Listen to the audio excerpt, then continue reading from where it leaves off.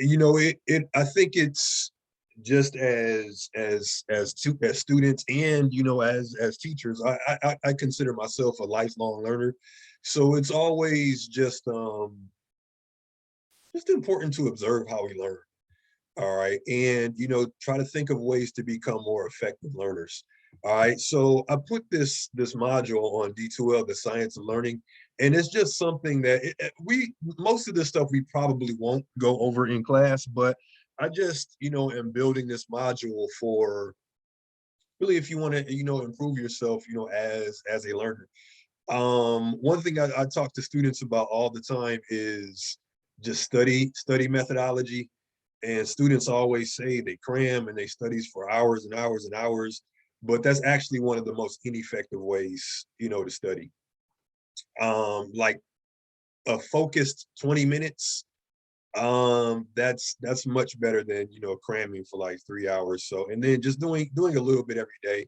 If you had me for a class before, even with when papers are concerned, you'll hear me saying just work on it a little bit every day as opposed to like waiting until the day before it's due to get started. But um yeah, just have a look at that module when you get a chance. Maybe you have an exam in one of your other classes. We don't do tests and quizzes in here, but these strategies, and I have a few more that I'm going to post, really are just about how to retain information. All right, meaning like how to put something in your brain and how to keep it there, and then how to pull it back out when you need it. All right, so those are certainly valuable skills to have as students. All right. And then if you missed last week as well, we did oh yeah, a few of them are here. Very good. All right. We did a practice assignment where we just uploaded it to D2L. And the assignment itself was just a short free write. But the real goal of that assignment was to get it into D2L. And we are going to start talking about our first official assignment. Maybe today, but definitely Thursday.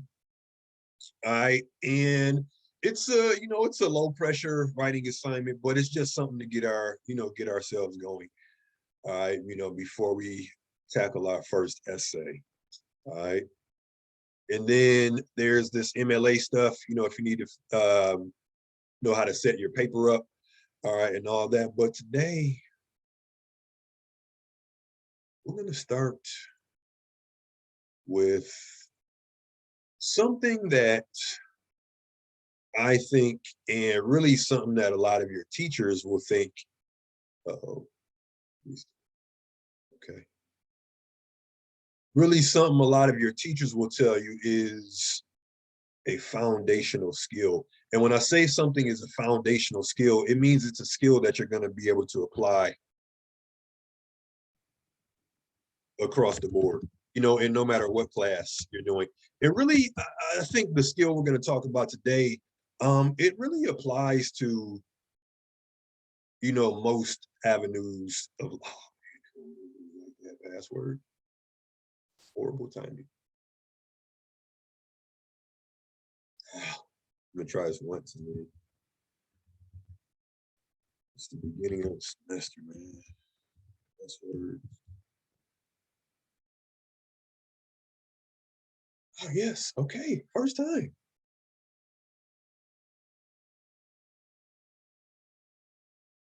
My first thought this morning when I opened my eyes was today's gonna be a good day. And it is.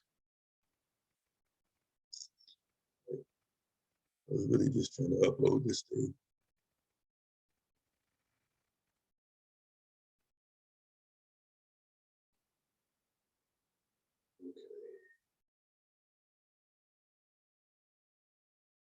It's having some logistical issues.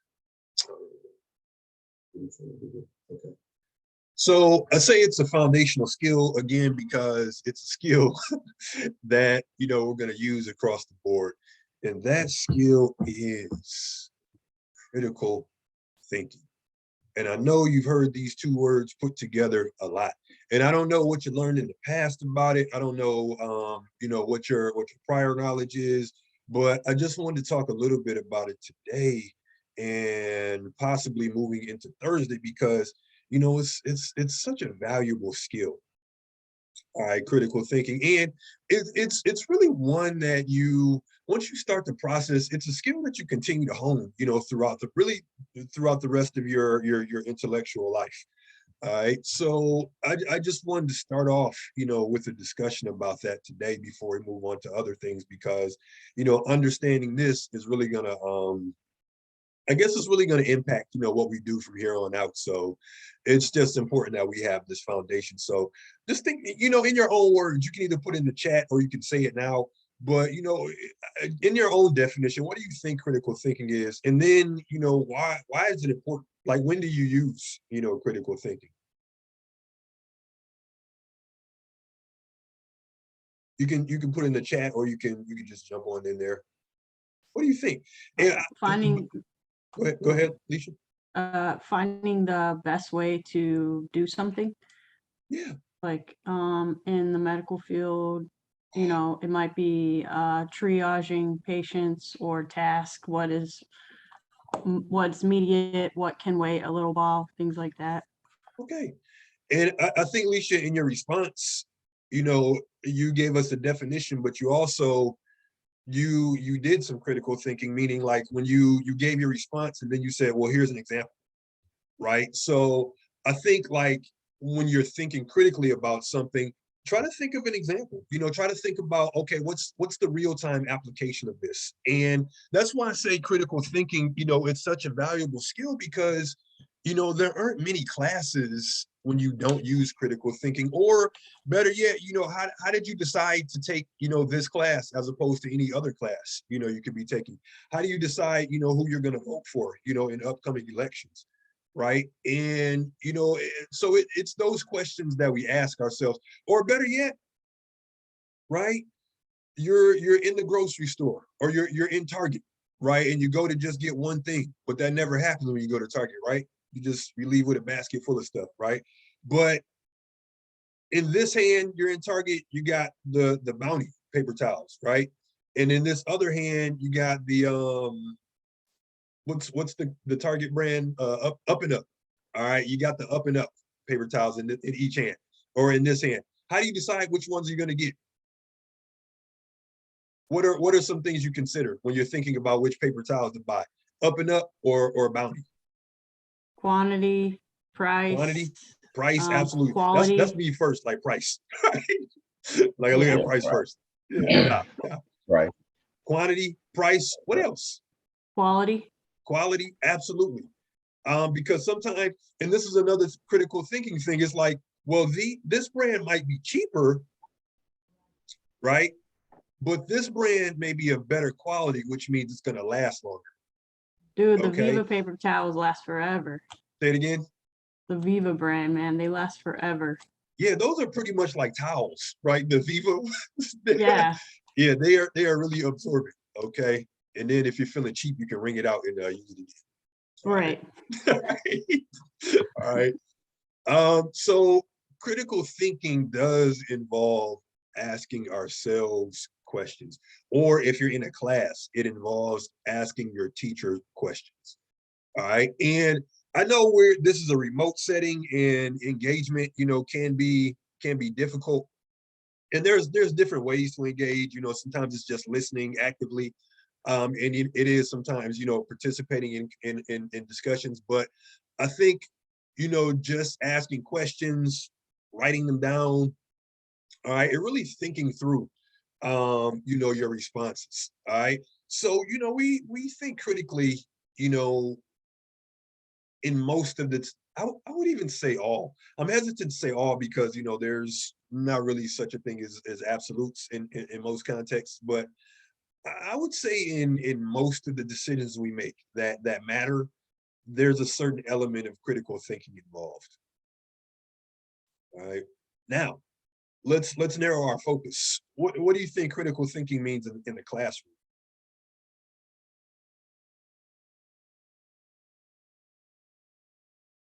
What do you think? And let me backtrack a little bit. All right, and you'll hear me say this again today.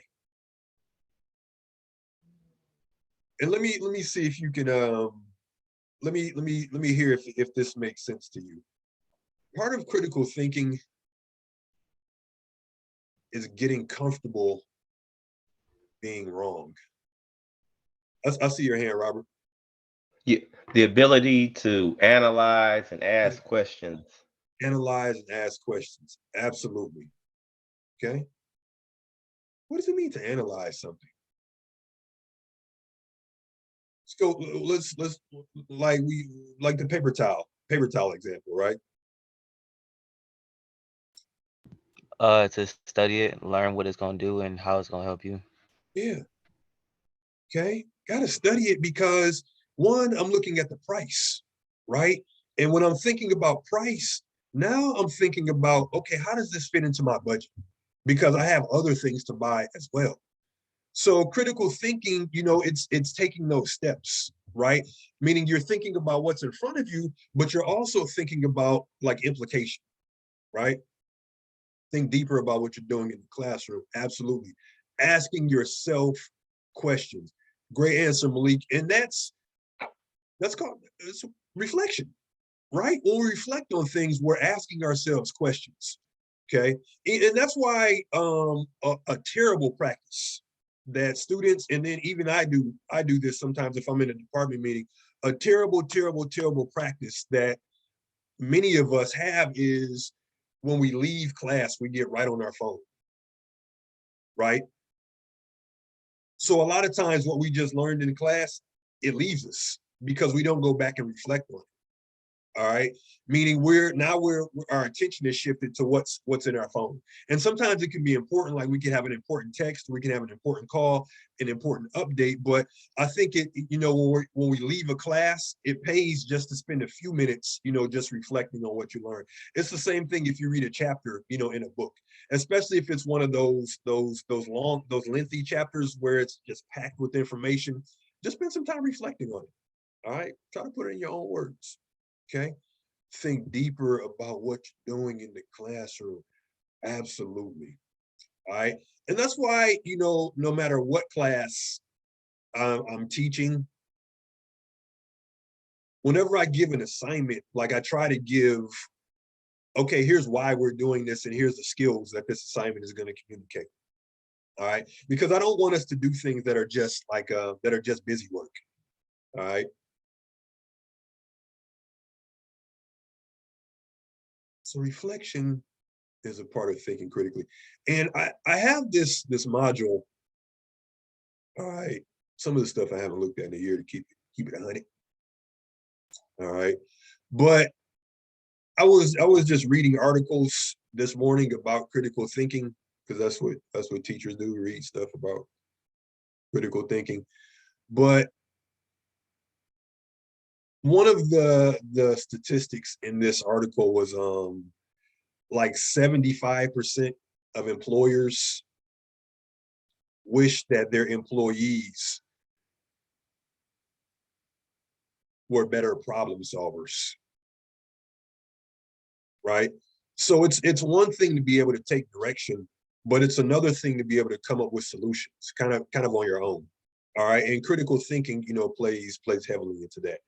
All right, and I'm about to bring up this thing here.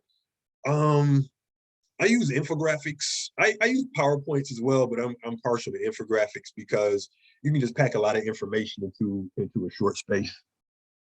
All right. So when we think about critical thinking, words I heard were like thinking deeply, thinking analytically, all these are great things. Okay. So what is critical thinking? First is questioning. Oh, no, let me back up a little bit, because I said part of critical thinking is being comfortable with being wrong. What do you think that means? Because part of our brain and our ego wants us to be right, all the time. All right. Alicia, I saw you unmuted yourself. It just means not being afraid to get something wrong, like speaking up in class, even if the answer isn't right. Yeah. Okay. And then it's like trusting your instincts. Okay. And there's nothing wrong with being wrong. Right? I think sometimes there's nothing wrong with being wrong, in the face of evidence. Meaning maybe you have an assumption or maybe you have a pre-existing belief. All right. But you see like all of this evidence to the contrary. Okay. There's nothing wrong with, adjusting, your belief. That doesn't make you a hypocrite. That doesn't make you contradictory. It just means that you accept evidence.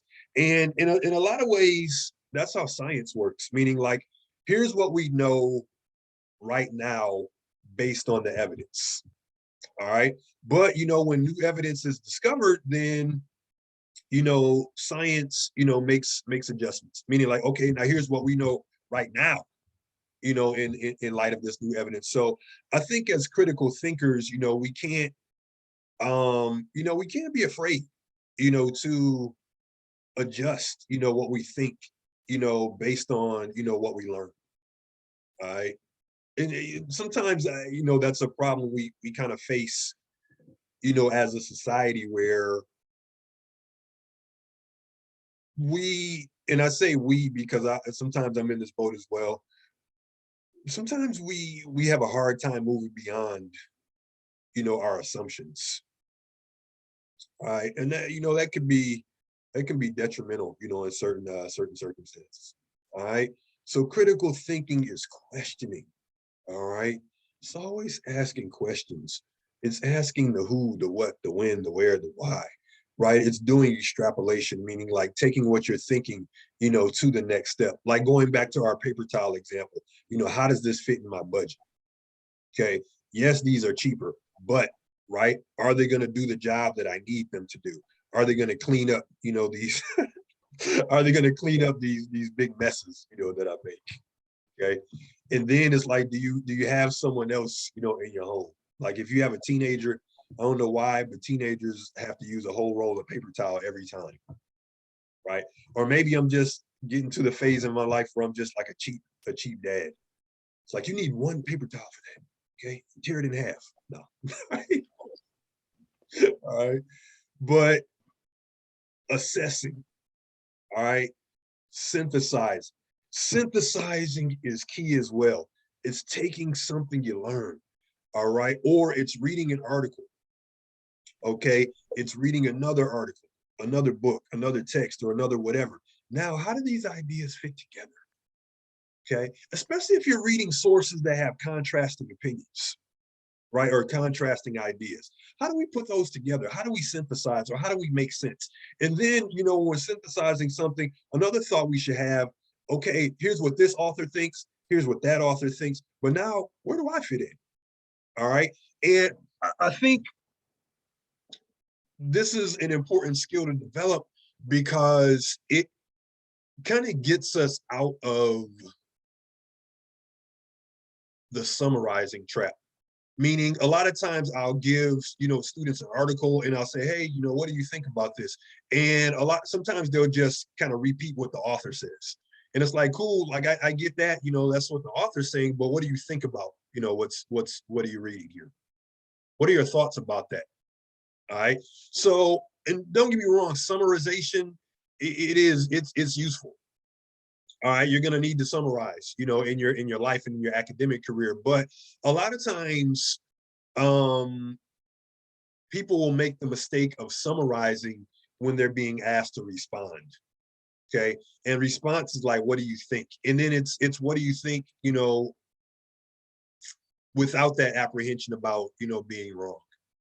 All right, and hopefully you pick up on that, or if you haven't already. I don't really, when I ask questions in class, I'm not really concerned about a right or a wrong answer. Most times I just want to hear what you think, and even an answer that would be quote unquote wrong, all of them are learning opportunities.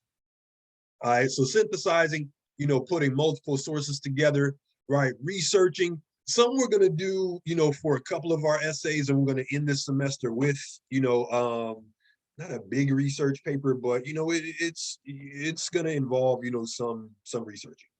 All right, and part of that is going to be like how to research. When we think research these days, what's the first word that comes to mind for many of us?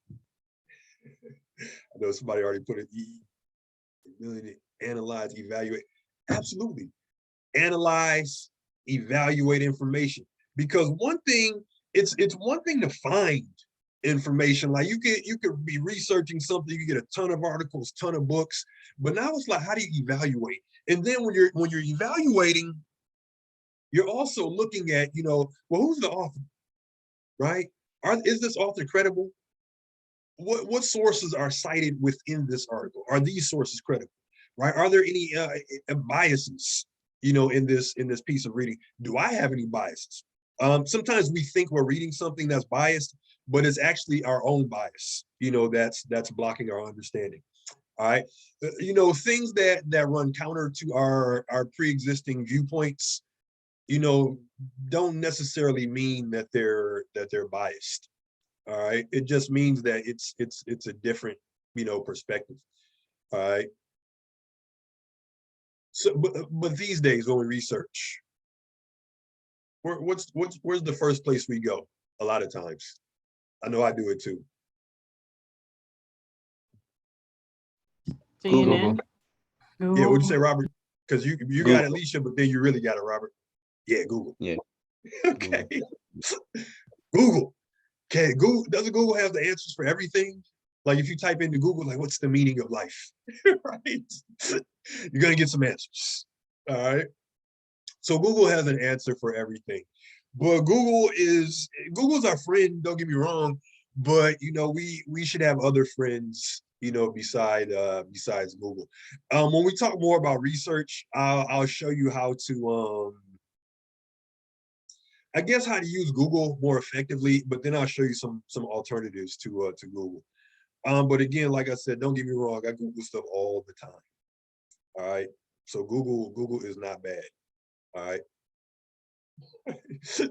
Dog having one of those weird dog dreams where she's making noise. All right.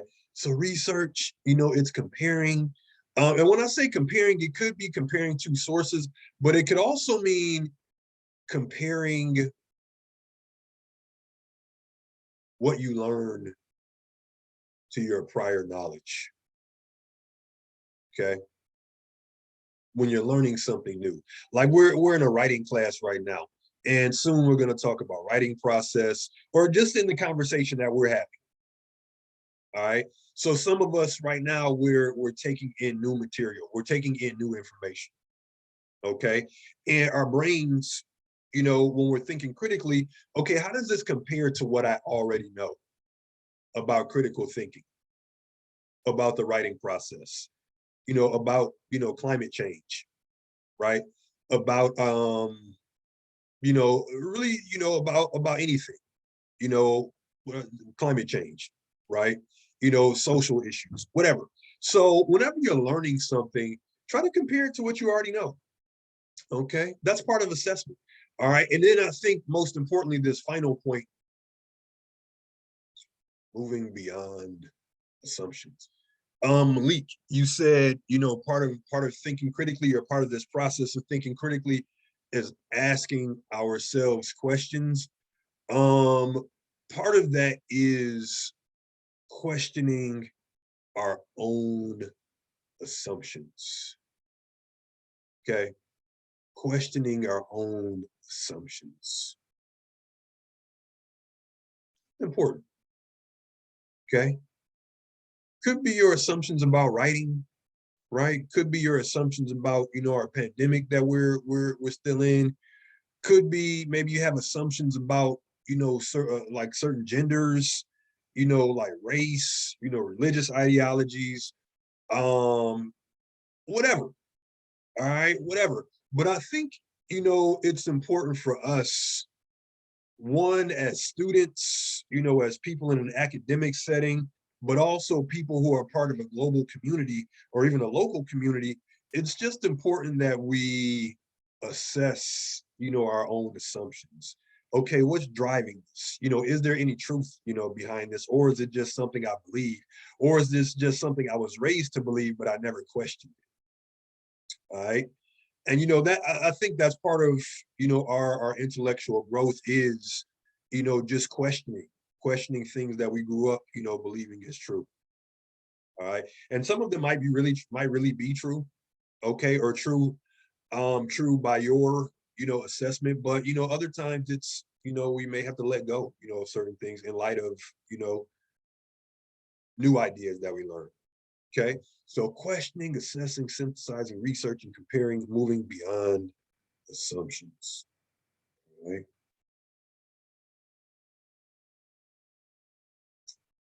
Seek answers. Okay, seek answers. And often, one of the issues with Google is that it's instant. So as great as Google is for finding information, one of the downsides is that it is instant, right? And sometimes you do want an instant answer, like, what time does Kroger open, right? And you want, 7 a.m. or whatever time it opens. But other times, right, we're confronted with questions, that require us, to really seek answers that are beyond instant. What are the long-term effects of, disposable plastics, right? What's the impact of, people drinking, bottled water? Or I drink bottled water too, but it can, be harmful to the environment, if we don't dispose of our bottles properly. All right. So, but when we think long-term effect, right, we're thinking like, okay, there's the effect to the environment. There's the effect to our health, right? There's an economic impact. So, sometimes it's, moving beyond, these simple like black and white or these simple yes or no questions or answers. All right. In your own definition, right? What do you think it means to be open-minded? And then why is that an important skill? It's being open-minded. Something that we may take for granted. I think many Can we people still speak out would kind about of it, or say it again. you still want us to speak out about it, or you wanted us to Yeah, type it? yeah. Jump in. Oh, I think being open-minded can help us, or I think like my own definition of it is just to be um open to different perspectives from other people. Like I feel like the vaccine thing is something that's like really like that's a good one for me. Like Yeah, I am vaccinated, but other people see it as something that I'm doing wrong, but other people might yeah, think of it as something that I'm doing right to like save other people. So I think it's really just depending on how you feel about it and how you see it. absolutely. Okay, that's good, and I like that you used a concrete example. Okay, and for me, I think with that, follow the science, man. Follow the science. All right, and then make your own assessment. Okay, Leisha, and then who else had a hand up? I did. Said I did. Very quiet. Oh, that was you, Deontay? I think for me it means being okay with not being right. Like you don't have to be right all the time. So like I think humility sometimes goes along with that. Like, Absolutely. you know, even the Absolutely. smartest person in the world might make mistakes. So Yeah, it's just being open to that, to learning, or, somebody checking you on it, I guess. absolutely. And the truth is, I don't know. I guess let me ask you all this. I mean, what do you think a conversation is like with the person who thinks they're right all the time? Pretty one-sided. Yeah, is that a conversation you want to be in? No. They're right all the time. Okay. Usually people who think they're right all the time are never right. It is terrible. All right. And I mean, like even as an educator, I'm open to, like, if a different perspective of something, all right, I think, you should voice that, man. I'm definitely not afraid of,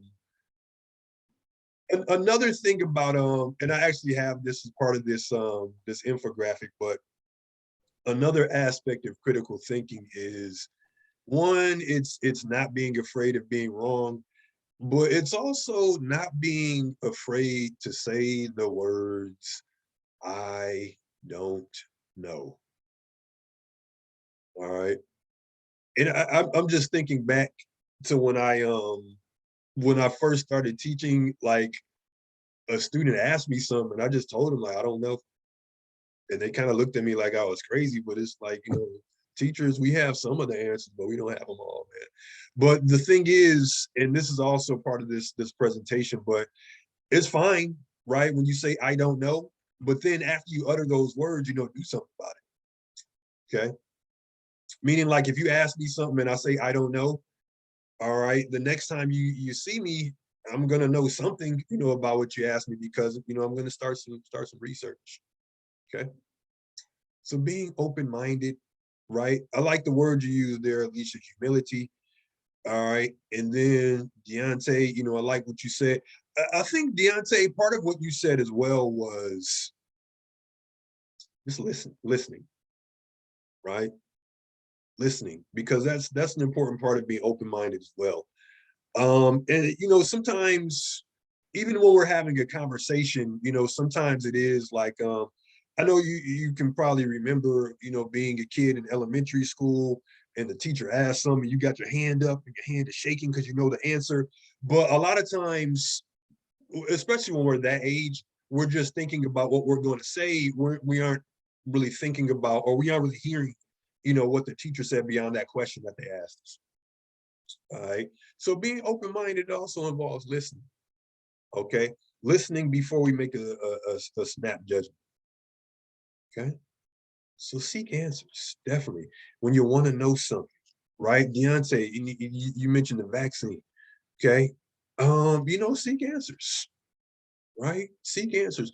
And I would say about this, and then about all things, and again, this is just one of the pitfalls of the internet, meaning there's just so much information out there. And it kind of goes into this next point, but critical thinking involves distinguishing fact from opinion. Okay. Fact from opinion. Okay. A fact is something that can be proven. Okay. That's the most simple definition of a fact. Okay. Something that can be proven. All right. Meaning, like, go find the evidence, for yourself. All right. And an opinion is just something you thought. Okay. Or something someone else thought. All right.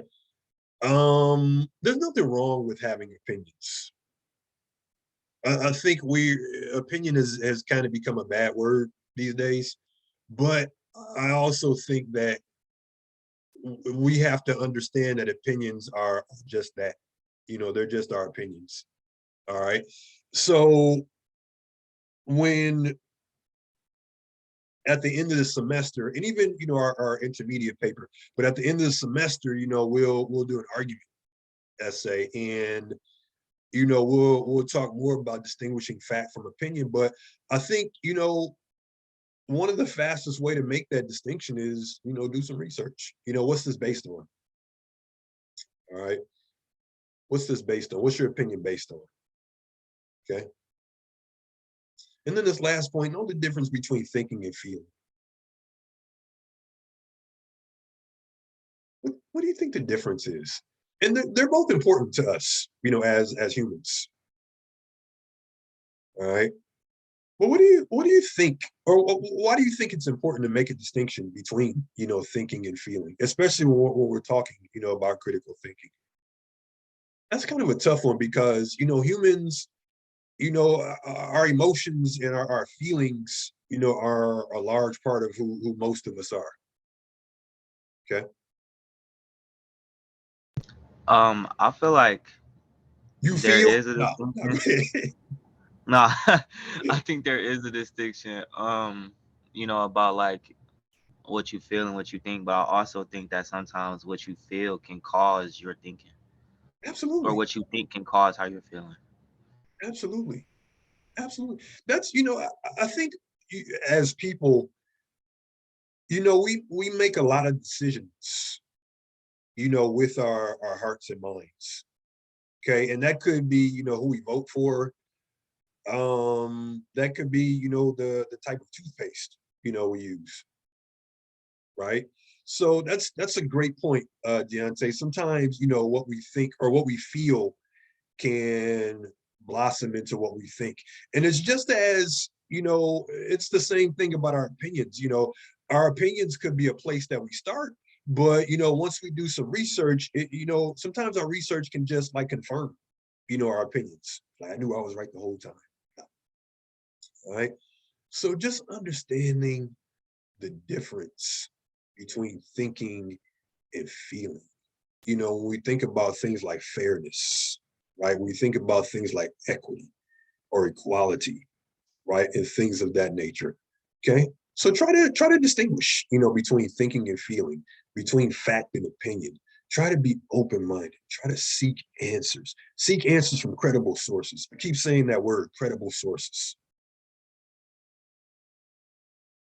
To be more mindful with your communication, being open-minded, non-judgmental. Yeah, these are great words. Non-judgmental, patient, okay, in the moment, okay, more logical, less emotional, right? Or just finding a good balance, of logic and emotion. But I do think it's sometimes, especially when we think in terms of like argument and things of that nature, sometimes our emotion can like muddle what we think. All right, and then just to go back, okay, to Deontay's point. Deontay, I'm blaming you because you brought this up, man, about about vaccination. Some of that is feeling, right? One of my closest friends, um, very, very anti-vaccination. All right. And that was because, he's I'm not gonna put the man's business out there, but he doesn't like things that are associated with with the government. Like everything is the government, is the government. All right. Hey, whatever your thoughts are about that are what they are. But for him, the vaccination was like, that was the association that he made. But as he started to do more research, he became more open-minded, about getting. All right. And then he, eventually he got it because, it was just some critical thinking. So he went from like feeling to thinking. All right. So it was actually a good thing, in that context. All right. So, and that was another thing. Sometimes critical thinking can lead to like personal growth, for us. Definitely academic growth, and growth on, other levels, if you really put it into practice. All right. So that's what I was, saying before, when we started this conversation. Like, hopefully, we get some skills, that we can use, not just in the classroom, not just to write better papers, but how can we be better, in our communities, or even in our families, right? Because I think that's one of the purposes of education is, to make the world around us better. And of course, just the real life practical application is, getting a job or moving forward. But, maybe I'm just old school and idealistic, man. But it is, I do believe a well-educated society is a better society. Right. Indeed. Yeah, I agree. Okay. Who said I agree? I did that. Right. Okay. A for the semester, automatic. You don't even have to show up for the rest of the class. All right. You too, Leisha, since you put it in the chat.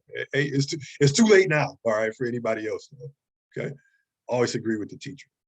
Now, actually, one of the elements of critical thinking as well is, you know, if you hear something from a teacher that doesn't sit right with you, I'm not saying like you're wrong, but I am saying, you know, ask questions. Okay, don't assume because something comes from a teacher or because something is in a textbook that it's automatically right.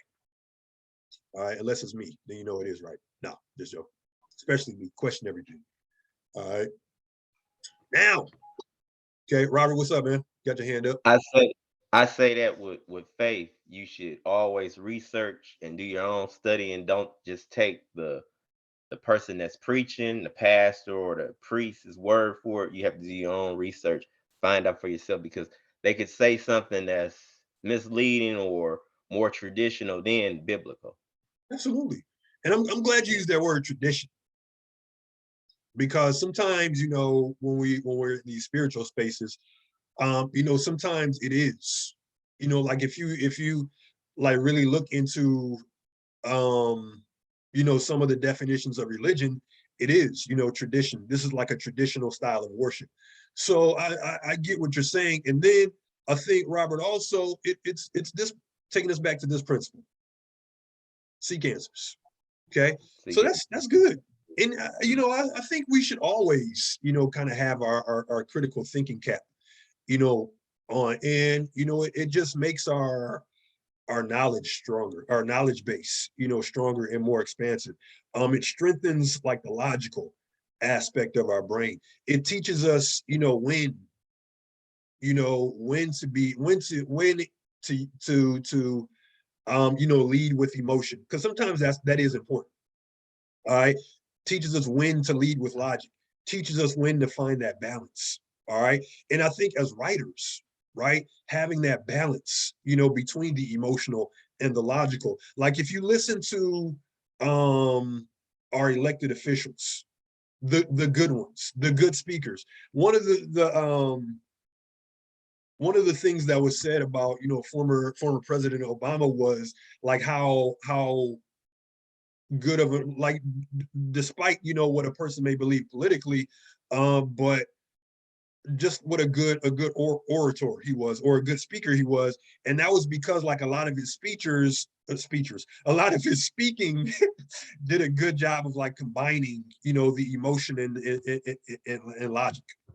All right, actually our current president, even our former president, was great at going to the heart of his base's emotions. Okay, and the point I'm making is, like, as writers, just having that blend of emotion and logic, that's a good way to persuade an audience, because part of your audience is going to be persuaded by facts, you know, show me the receipts, but part of your audience is also going to be persuaded by that's good, but you know, make me feel it. Okay, make me feel it. All right, so and we'll talk about like these appeals more, you know, as we move forward. All right, and then this is just I put my I need to do some editing and put some of this stuff in the way. All right, but I'm gonna pick up the pace a little bit because our time is running out. You know what? I just skipped over my notes that I took. There, it doesn't matter. All right, but learning actively, this is directly applicable to us, you know, as students and learners, and even in a remote setting, you know, this stuff still applies. One, participate in discussions. Okay, and I don't just say that because, you know, I don't but I really don't. I don't like to lecture for like an hour and 20 minutes, you know, 3 hours or whatever, however long my classes are. But that's not why I want students to participate. Okay, I want students to participate because I want you to be engaging the material, because learning as a student, or really as a lifelong learner, should not be a passive process where you're kind of just waiting for the teacher to pour, okay, you know, pour the knowledge into me. Okay, pour it in. All right. More feedback, more Uh-huh. feedback, more Absolutely. feedback, meaning that you're getting Yes. getting it. Absolutely. And it's understanding, it's putting material in your own words. Again, this is why I don't like for students just to repeat, what I just said. It's like, cool, but show me what you know, put it in your own words. Okay, let me hear your perspective. All right. So yes, I like what you said. Okay. Show some engagement. And that's really how you retain. And for me, and I think back to when I was a student, all those years and years and years ago. But for me, like the best classes or my best informers, my best instructors or my most informative instructors, classes were almost like conversations where we're kind of just throwing around ideas. And of course the instructor, would be the lead, but it was always like, well, what do you think about this? Let me hear your thoughts, on this. All right. And I think that's when our most fruitful, learning can come about. So that's why it's important to participate, in discussions. It's not about points, right? It's not about, getting on your teacher's good side, even though that helps. All right. But it's not about any of that. It's about you, engaging the material and kind of taking ownership, of your education. All right. Taking ownership, of your education. Okay. Read and annotate. If you had me for literacy, I talked about annotation a lot. All right. And if you thought you escaped, annotation, I'm sorry. All right. But really, it's going to be something that you do, throughout your academic career. And annotation is just taking notes. Like if you're reading a textbook, it's taking notes in that textbook. If you're reading an article, it's taking notes, in that article. All right. And really, when you're taking notes, people often ask me like, hey, Norwood, what should I put for my notes? And I always tell them like, I can give you like names, dates, and vocab words and stuff like that. But for the most part, when you're annotating, you're just recording your thoughts, about whatever you read. And that could be, an idea you had about something. And that could also be a question, you had about something. Okay. So active learning, not just in here, but, in any class. That's going to be in your best interest. Don't be a passive student, meaning like you just sit in the back hoping you just absorb, content. Maybe you're on your phone. Maybe you're doing whatever. All right. But for the time you're in class, and that, any class, not just this one, but when you're in class, be there. Okay, be there. And our classes are short, man, hour and 20 minutes. Okay. And to keep it real, most times I won't even keep you longer than an hour, on the Zoom sessions, because I'm just conscious of, my screen time. Like I don't like to look at a screen, more than I have to, but, also I'm cognizant of your screen time, right? I don't want you, staring at a screen all day. All right. Try to put author's words in your own. That's what this dot is covering, but try to put author's words in your own words, author's ideas in your own words. Okay. It's said like when you understand something, you can explain it to someone else, right? In your own words. Okay. And part of that is, going back to what we mentioned in the beginning of discussion is not, right or wrong. Try to get rid of those ideas. Unless it's, you're in like a bio class or a math class where there's only one answer, then, there is, right and wrong. But English, philosophy, classes like that, where it's, just let me hear what you think. And even when we write our argument that says like, okay, let me hear what you think. And then, okay, that's cool. Let me see how you're going to back it up. Okay. How are you going to support that? All right. And then a couple more final points before we wrap up for the day. I'll talk about our assignment Thursday. It's posted on D2L if you want to look at it, but I'll go over the basics of it when we meet again. All right, but opinions, we've all heard the phrase, what opinions are just like, you can fill in whatever you want. Right? But we all have them. Right? We all have them. Or we should all have them, because sometimes I know it kind of started with my generation, Generation X, but we were labeled as apathetic, not really caring about anything, which is untrue. All right, but people say that about every generation that has come after. All right, but I do think it's important to, like, if like social issues, have some thoughts about them. Okay, like right now, the the Voting Rights Act, it's up for debate, and I think as just as people who are going to be affected by that, we should have opinions, about stuff like that. So opinions are important, but understand that it's just that, it's your opinion, and it could be wrong. All right, being wrong doesn't mean you're of lesser intelligence or anything like that. It just means that you were wrong about this. That's cool. Everybody's wrong about something. Okay.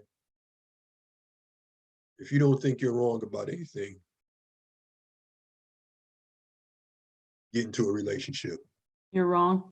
Yeah, right. Because then your significant other will show you how you're wrong. All right. And vice versa. All right. Now, but yeah, if you nothing wrong with being wrong, man. Okay, nothing wrong with being wrong. Okay. And I think what you said earlier, Alicia, about just being humble. It's like, oh, you're right about that. Okay. I didn't see it that way at first, but now I do. Okay, thank you. Okay. Or sometimes it's like making concessions, conceding. It's like, you know what? I had this assumption about something, but I was now I see it another way. Agreed, absolutely. Okay. All right. And then your opinion is just that, and you could be wrong, accept new ideas if the evidence is better, and then ask yourself, why do I believe this? Could be a political belief, right? Could be a belief about some social issue, could be a belief about anything, right? And it's what I was saying before. It could be a belief that we were just raised with, but we never questioned it. All right. And part of growing up is really distinguishing, is this my belief, right? Is this my understanding, or is this just something I was raised with? Okay. That's important, just establishing it. And really, it's how we form our identity. It's like, that's cool, mom, dad, grandparents, or whoever raised us. That's cool. But here's the way I'm going. All right. Nothing wrong with that. All right. So be willing to say, I don't know, but then do something about it. Okay. That's cool that you didn't know that, but how you're going to fill in your gaps of knowledge. All right. And then the last thing, critical thinking is not driven by answers. It's driven by the questions you ask. A lot of times, and we'll talk more about this when we talk further about research, but sometimes you'll get on what's called a research trail. All right. And a research trail could start with the question, like, what are the benefits of a vegetarian diet? All right. And from that question, you start doing your research, right? And that raises another question, right? Okay, there are some benefits to a vegetarian diet, or we'll even say a healthier diet. All right, but that may lead you to another question. Why isn't there more access to healthy foods in my community?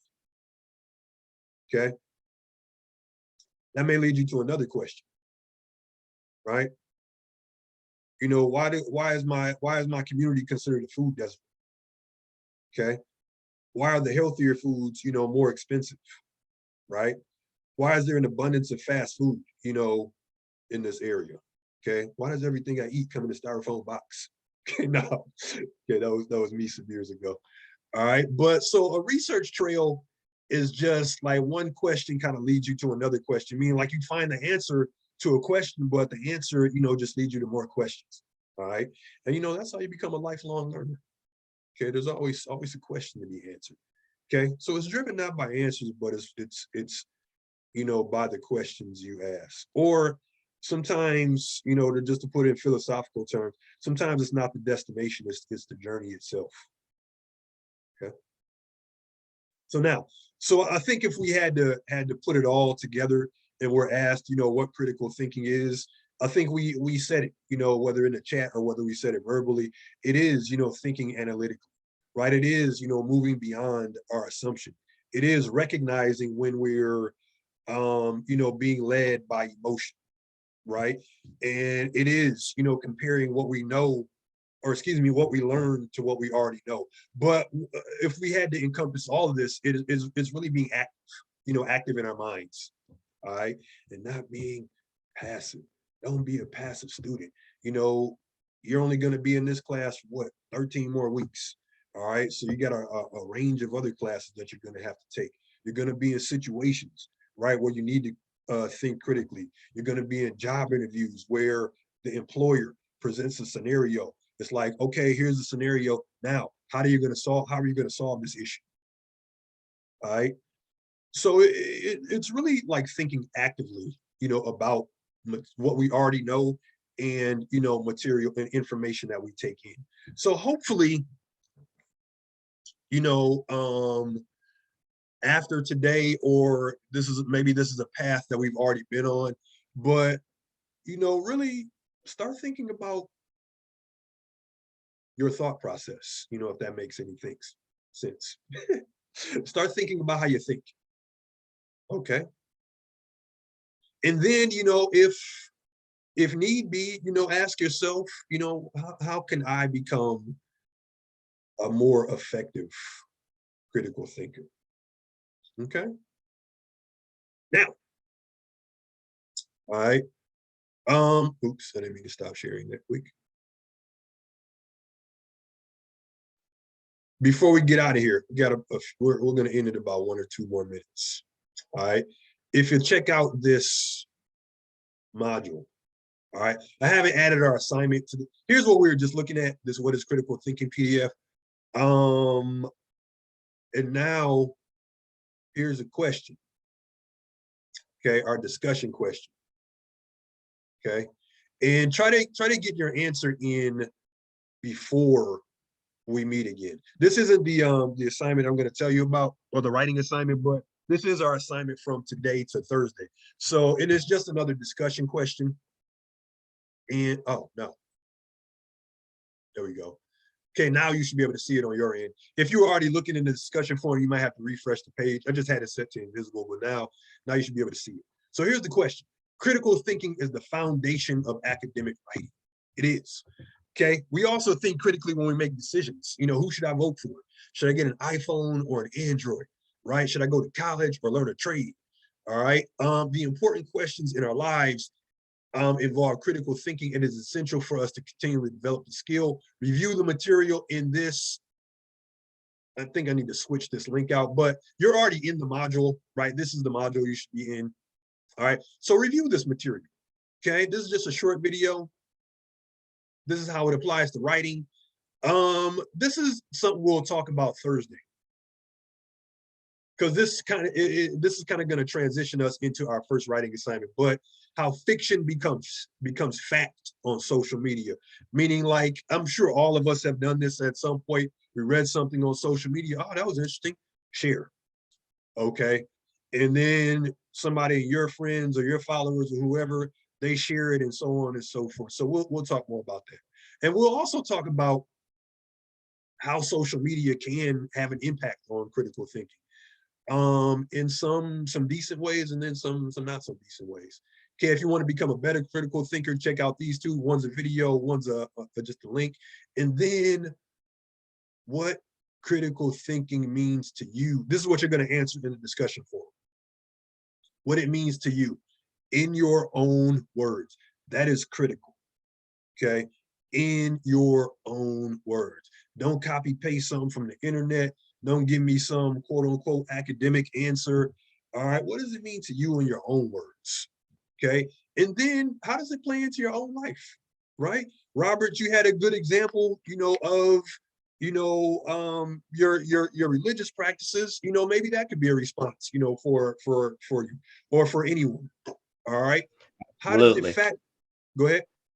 Absolutely. Okay. That's Yeah. I was just thinking that too. I was like, yeah, I'm gonna put more emphasis on what I was just saying on that. Absolutely. That's important. Okay, Yeah. that's important. Okay, so how does it factor into your decision making? How do you apply it academically? Right? How does it factor into your life, personally? You don't have to get too personal with that, of course. All right, because other people are going to see your response. And then what do you think? And you can go right to here for this for this response. But what are at least 2 strategies for improving critical thinking? Okay, even if you think of something that's not up here in one of these 2 links, put it. Okay, so what are 2 practices or what are 2 strategies?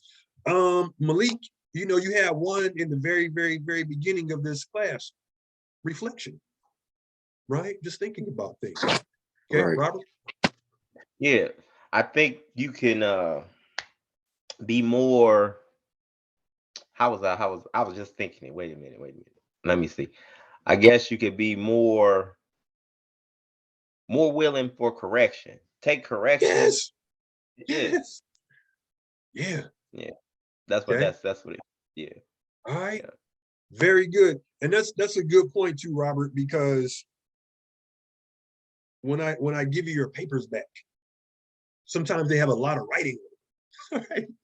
So, but here's the thing about the writing up on your papers. Okay. I'll point out the good things too. So a lot of times students will see the paper and like, hey, Norwood, you got a lot on my paper. I'm like, yeah, man, it just means I read it. Okay. But I point out what you're doing well, but I also point out like, hey, explain this a little bit more. Maybe some more research could go here. What do you mean by this? Sometimes it'll just be a question. So absolutely being open to that. Okay, very good. All right, so let's do any final questions before we wrap it up. We are just about out of time. Yes. Is there any Elijah, other assignment? say it again. Deontay? I was just gonna say, is there any other assignment that needs to No, be due just before discussion post, Thursday? and then Thursday we'll talk about some writing we're gonna do. All right. Nobody dropped the class before Thursday. All right. All right. So any other questions? I'm gonna get this session, the Zoom session posted today on our page. So if you have other questions, just shoot me an email. I have another class later, so I'll be off and on, the internet, or off and on my computer here. Okay, I'm gonna give my eyes a break though, and give your eyes a break too. Okay. All right. So hearing no other questions, right?